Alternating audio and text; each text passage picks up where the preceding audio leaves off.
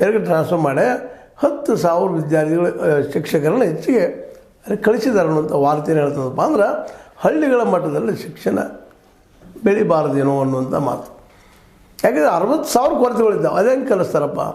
ಇಲ್ಲಿ ಒಂದೊಂದು ಏನಪ್ಪ ತರಗತಿ ಅಥವಾ ಇಟ್ ಮೀನ್ಸ್ ಹಳ್ಳಿಗಳಲ್ಲೇ ಒಂದು ತರಗತಿಗೆ ಒಬ್ಬ ಶಿಕ್ಷಕನು 2 ಶಿಕ್ಷಕರು ನೇಮಿಸುವಂಥ ಅನಿವಾರ್ಯತೆಗಳು ಬಂದಿದ್ದಾವೆ.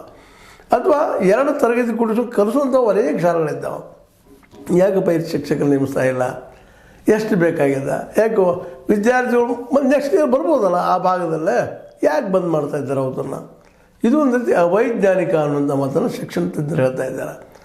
ಒಬ್ಬ ವ್ಯಕ್ತಿ 10 ಹುಡುಗರು ಇರಲಿ, 20 ಇರಲಿ, 30 ಇರಲಿ, ಲೆಕ್ಕ ಮಾಡ್ತಾ ಇರ್ತಾರೆ. ಅವರು ಲೆಕ್ಕದ ಪ್ರಕಾರ ಏನಪ್ಪ ಅಂತಂದ್ರೆ ವಿಶೇಷವಾಗಿ ಇಲ್ಲಿ 10,000 ಶಿಕ್ಷಕರು ಹೆಚ್ಚಾಗಿದ್ದಾರೆ, ಅವ್ರು ಬೆರಗಳು ಹಾಕಿದ್ರು ಅಂತ ಹೇಳ್ತಾ ಇದ್ದಾರೆ ನಮ್ಮ ಶಿಕ್ಷಣ ಇಲಾಖೆ ಆಯುಕ್ತ ತ್ರಿಲೋಕ್ ಚಂದ್ರ ಅನ್ನುವಂಥವ್ರು.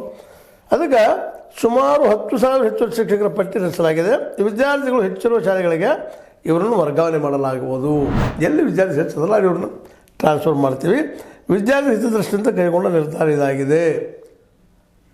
ಹಾಗಾದ್ರೆ ಈಗ ಹುಡುಗರು ಕಡಿಮೆ ಇದ್ದು ವಿದ್ಯಾರ್ಥಿಗಳು ಕಡಿಮೆ ಟ್ರಾನ್ಸ್ಫರ್ ಮಾಡಿಬಿಟ್ರಿ, ಅದು ಬೆಳೆದು ಹೆಂಗಲ್ಲೇ ಅಲ್ಲೇ